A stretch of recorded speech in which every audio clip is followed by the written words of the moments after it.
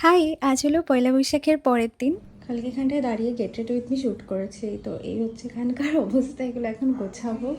আগের দিন মোর গ্রসারিতে গিয়ে এই ২ টো হানির বটল নিয়ে এসেছি। একটার সাথে একটা ফ্রি দিচ্ছিল। ভীষণ ভালো হয়েছে। আমার মাঝে, মাঝেই দরকার হয়।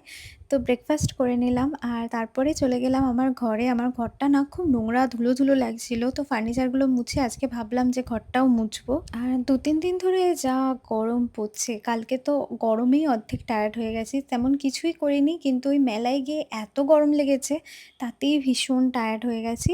কারেন্ট কি আপ ডাউন করছে? কারেন্ট আপ ডাউন করছে না। ওটা হচ্ছে তোমার ওই দেখো, দেখো এই সাইডটা পুরো বন্ধ হয়ে গেছে। দেখেছো? ও, তার মানে কালো হয়ে গেছে, নষ্ট হয়ে গেছে গল্প বলতে। ঘরটর মুছে নিচে এসে একটু চা করলাম ৩ জনের জন্য। এই সময়টায় না চা খাওয়াটা কেমন যেন একটা অভ্যাস মতো হয়ে গেছে। অল্প করে খেলেও ভালো লাগে।